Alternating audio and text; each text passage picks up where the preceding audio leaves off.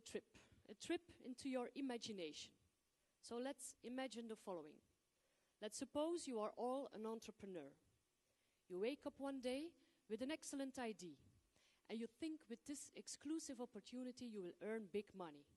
So you start up your own business. You think big, but act small to upscale hopefully very quickly.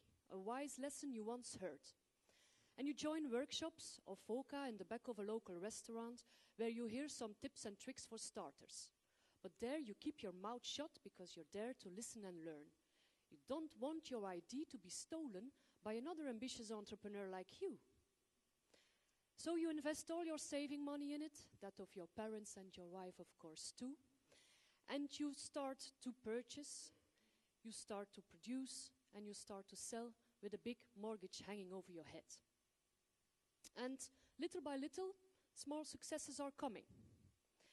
And you put a lot of money in an expensive paper catalog with nice pictures of your product, and in advertisements in newspapers and magazines, and of course, a very expensive direct mail campaign to 500,000 possible users could not be missed in your marketing plan. And you work hard, very hard, and your wife starts to complain because she doesn't see you anymore. So you hire your first employees. And after a couple of years, it is not yet the big success you thought it would be. Because when you entered the market, you noticed that you were not alone. The competition is tough. And even worse, there are copycats. And you recently heard that the Chinese have picked up your idea. So it's only a couple of months waiting, and the Chinese are there on your market. And after 10, 15 years, you make up the balance. And you look into your bank account and you see the amount of your bank account, and it's not yet the 7-digit number you have dreamed about. And you see around you that the good old-fashioned business model of protectionism and egocentrism is starting to collapse. And you sit down and you have a chat with your wife because you need some good advice, and your wife is very good in giving good advice. And she says, well, the last couple of years you have worked so hard.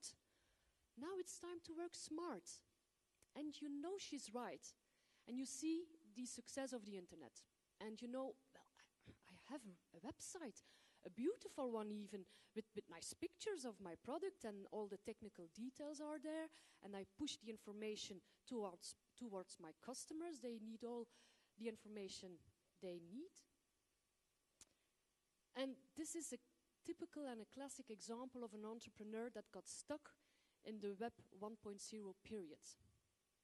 And then he hears social media. Social media everywhere around.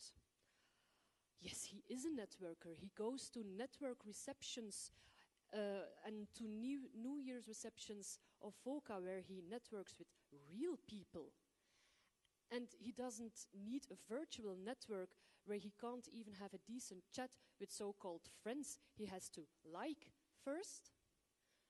What's all this fuss about Facebook and Twitter and LinkedIn and YouTube and so on?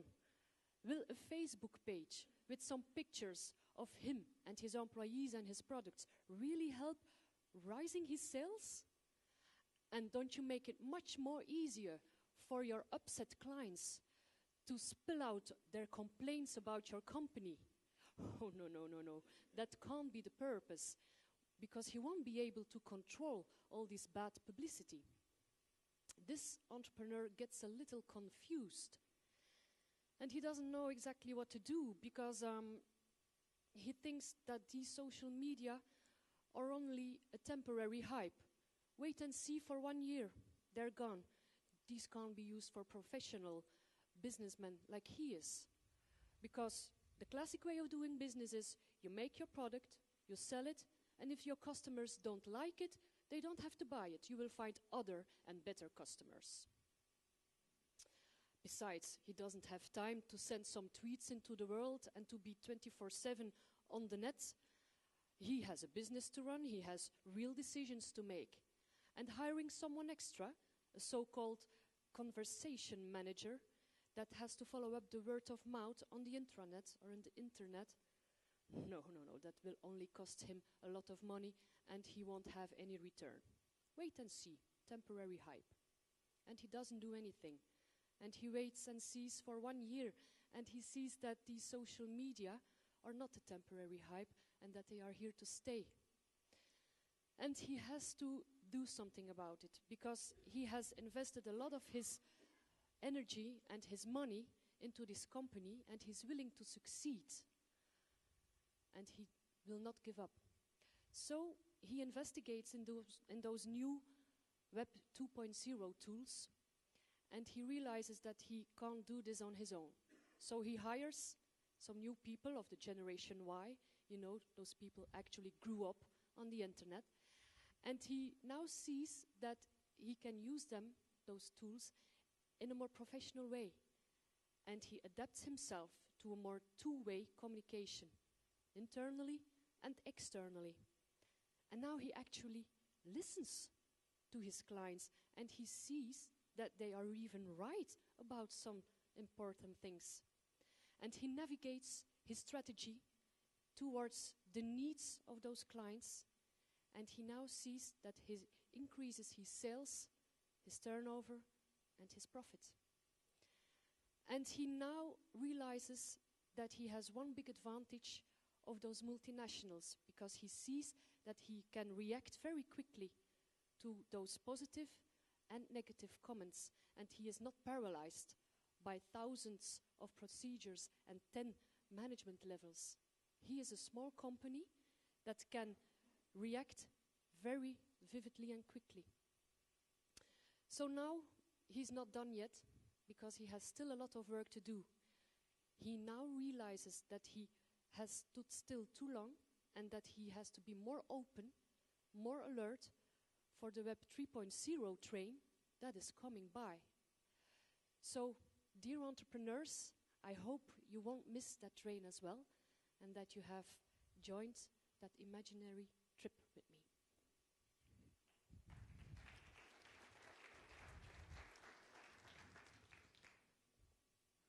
me. Lies ended the story, but does the story end? The answer is no. There is also governments. Governments not only use these new technologies or start to use these technologies, but they also have the responsibility to create an environment, an ecosystem, let's say, to make these new opportunities work at their best. So, this is a challenge. Is it happening? Yes, it's happening. Many of the speakers before me already mentioned the Arab Spring, but there are some other examples. Even in a small country like Belgium, you can say your opinion to a Belgian minister just by a tweet. Imagine doing the same thing a decade or 2 decades ago. Then you will have a serious problem. And even my wife, who works in government, one day came home and said, at City Hall we should have a Twitter account. We cannot afford to not know what the people say about our community. So it is really happening. But there are some huge hurdles they have to face. And the reason why is governments and public services are usually huge organizations with a strong hierarchy, with procedures and a complex legislation. So, and we have all ran into this when you try to get married, when you try to get unmarried, when you try to buy a house, when you try to sell a house, when you try to change something to your house. All these things are very difficult because of procedures, because of legislation, and this is something which slows us down.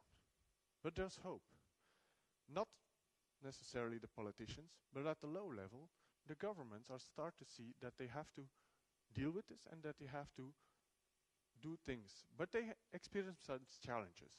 One of the biggest challenges they have in government is, how do we protect the people's privacy? What do we do about this? When anyone can access our identity card, how do we handle it? When we put our data into the open, who will secure our data? Who will do this? Also, the ground of information, how do we handle this? If anyone can write anything about no matter what, how will we handle this? And especially the lack of authority. Who will say what is right, what is wrong, how it really is? This is challenges they face. They do not really know what to do with this. So they need help on those issues.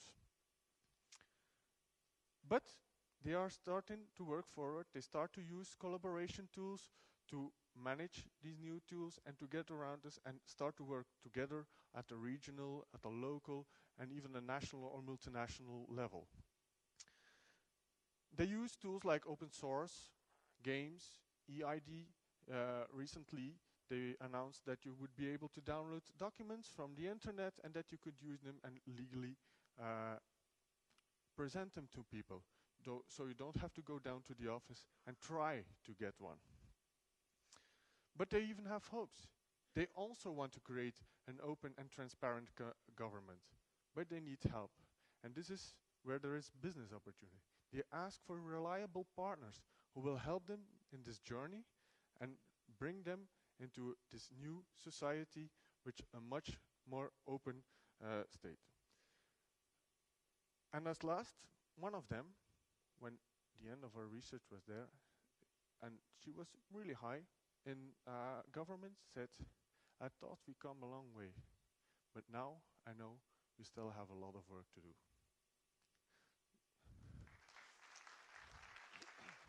Thank you, Michael. Good evening. Now I will talk about education. What's changing in education? Well, I will prove there is something fundamentally changing in education, namely the rule of the lecturer, the rule of the teacher. Okay, who knows Peter Hinsens? Here, do you see it? Okay, I read during our research, I read the book, his second book of Peter Hinsens, The New Normal. What's the new normal? Well, the new normal is a concept that states we are now halfway the digital revolution.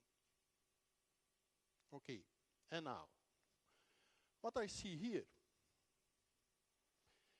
I call it Didactis 1.0. Chalk and a board wiper. We used it as teachers for decades, and we were successful. But our rule in the classroom was a rule of a little bit a dictator. We had many power in classroom. There was not much interaction between the students and the lecturer, but now it's changed. I call it Didactis 2.0. I got a PC and a beamer in the classroom. I got the students, they got their laptop. They have wireless internet, no problem. But the most significant change, I think, was the e-learning platform. With e-learning platform, you have outside the classroom, you have interaction. Students are uploading their solutions, you are sending things to them, and so. So you have a forum, there is a wiki, you can use it. So it's changing. Your relationship with your students is changing. And surely, 1 or 2 days or the evening before an exam, there is many interaction. There are many emails and messages in my mailbox to help them. And why shouldn't I help him? Last year I helped somebody the evening before an exam to Skype with him and help him from his problems. Why not? So our rule is changing. So what will bring the future? I think we are now halfway, said Peter Hinsens, so it will be very challenging. I think I heard during our mini-conference education, we heard from UHand that they will tape on video all the lessons next year. So if they do that and place and they publish these lessons on the e-learning platform, that will change another time our function. The rule of a teacher, a rule of a lecturer will be changed. I think personally,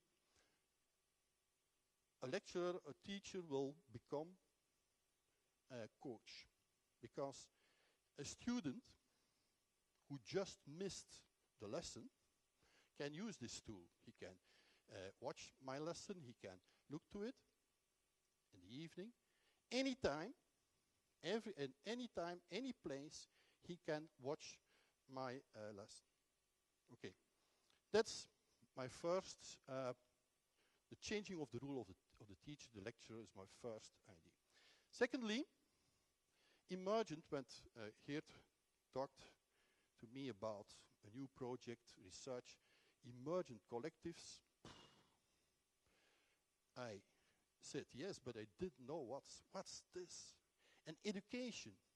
And I was looking for, is there an Emergent collective in Belgium in education? And yes, there is. You have to look to classcement.be. Classcement.be is a social network portal with, sorry, Mr. Petrie, it's not enough, but 58,000 teachers are already working together. And what is the mission of, and that's very interesting, it's an emerging collective. The mission on their websites: exchanging learning objects for class and school use, promoting cooperation between everyone involved in education, helping to reduce the digital gap. Want that's maybe a problem. The digital gap.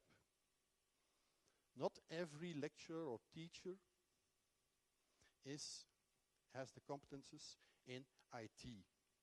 I heard from a colleague that making a presentation costs 4 or 5 hours work because she doesn't have the competences of it. So I think times are changing, also in education. Thank you.